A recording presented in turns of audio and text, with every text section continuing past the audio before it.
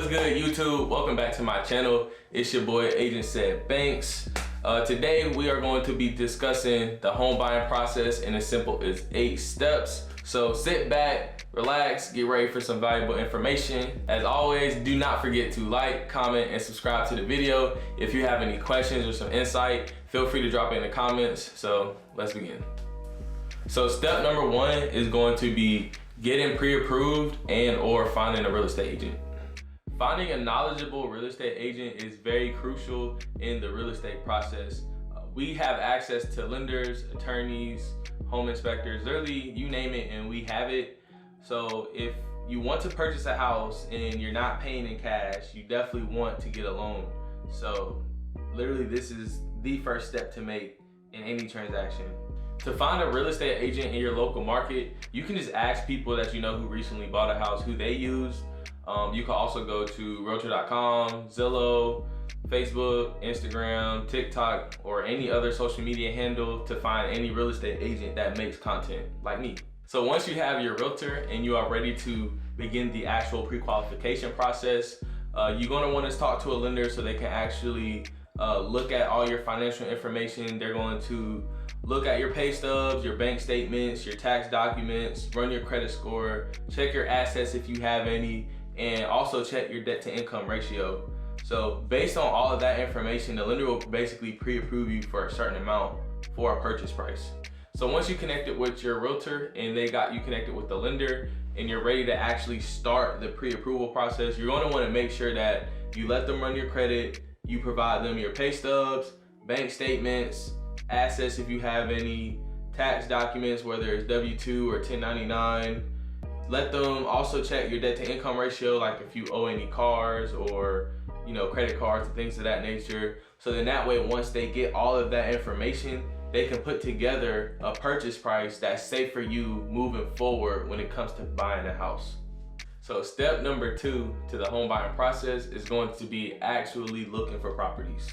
So once you have your pre-qualification letter and you got your entire budget intact, it's now time to actually speak to your realtor, let them know what you're looking for in a house. Me personally, when I'm working with my clients, I like to ask them what's the minimum amount of like bedrooms, bathrooms, and if it matters, like square feet, acres, or garage. And then from that number, I'll put a plus sign. So if somebody's like, I'm pre-qualified for $200,000, I want at least 3 bedrooms, 1 bathroom, 1,600 square feet, or whatever the case may be, I can just put that real quick in a search, put whatever cities they want, and then it'll become an automatic search for them moving forward. And a lot of realtors have the same technology to do that. So, make sure you trickle down on what you want, put together like an easy list for them to make a search. So then that way it's easier for you to look for houses moving forward. I also encourage to make a for sale by owner search, because sometimes you might actually come across a for sale by owner who isn't marketing their house as well, and you might be able to work out a deal with them instead of a regular house that's on the market. So step number 3 in the home buying process is going to be make offers and get under contract.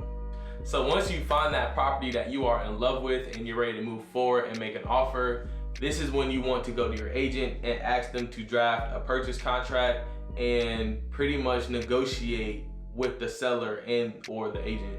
This step involves figuring out the purchase price, figuring out how much earnest money and or due diligence you're going to spend once you do get under contract. It also talks about any contingencies such as home inspections, appraisals, or even the sale of another home, and even home insurance eligibility. And once all of the parties agree to everything and you sign an offer to purchase contract, tell them all the terms, the seller takes that, gives their signature, and gives it back, that's when we have an executed contract and you are officially under contract. Also, I want to share that if you are a first-time home buyer and you might lose your first 1 or 2 offers, do not get discouraged. I work with a lot of people. Some people are lucky and they win the first time. Most people aren't. Most of the time people might lose an offer or 2 before they really get into getting a house under contract. So step number 4 in the home buying process is going to be getting a home inspection and getting an appraisal. So once you have that executed contract, it's essential that you order your home inspection.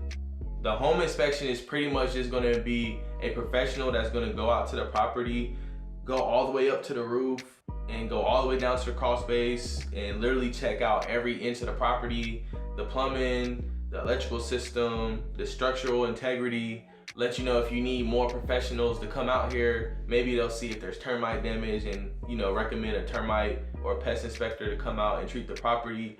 They're basically just gonna do the dirty work for you, so then that way you're not the one, you know, obviously trying to go up in a crawl space and doing a whole bunch of things you're not licensed to do. So I always encourage getting a home inspection, especially when you're buying a house, because it's not like you've seen that house your whole life.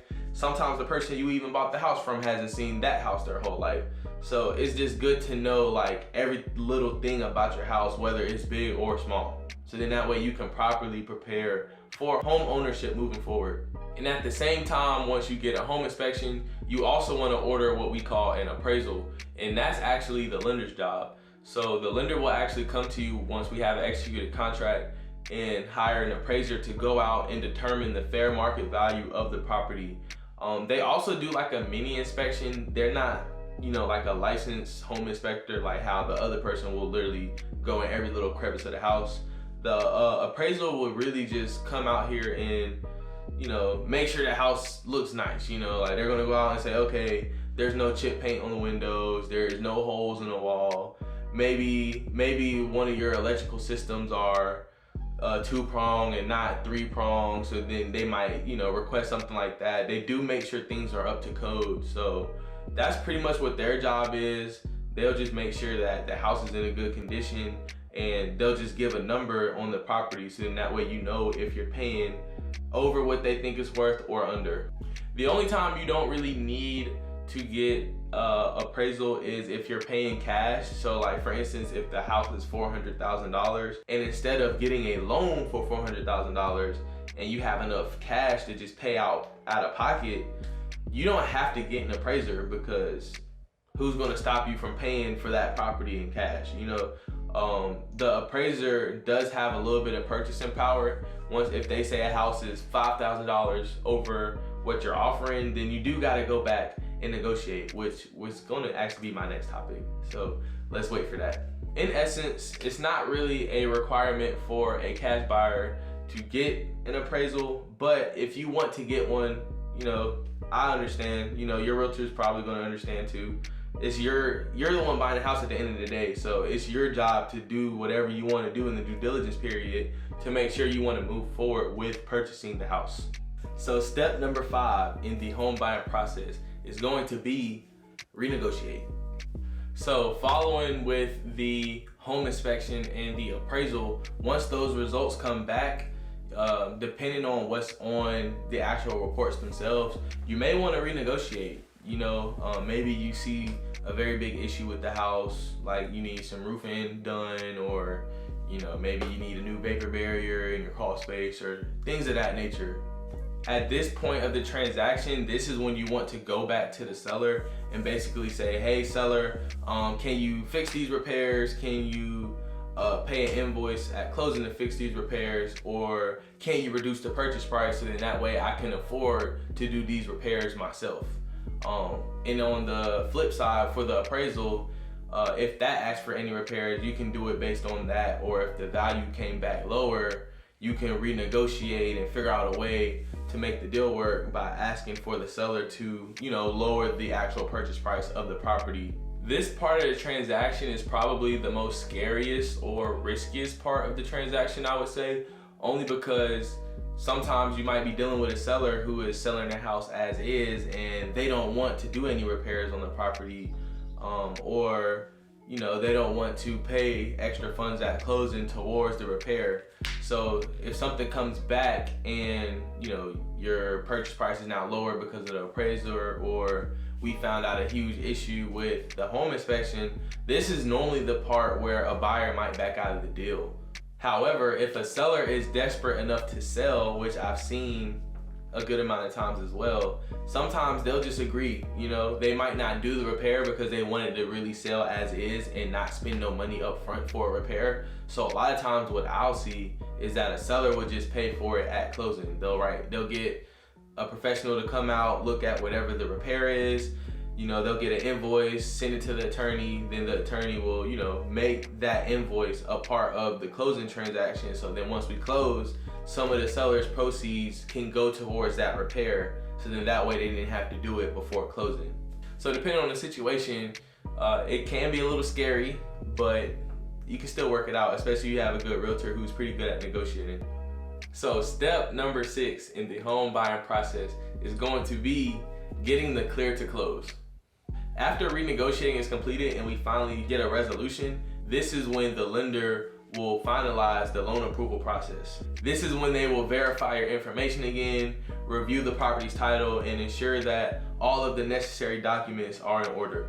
Once your loan is finally approved, this is when we hear my favorite part of the transaction, the clear to close.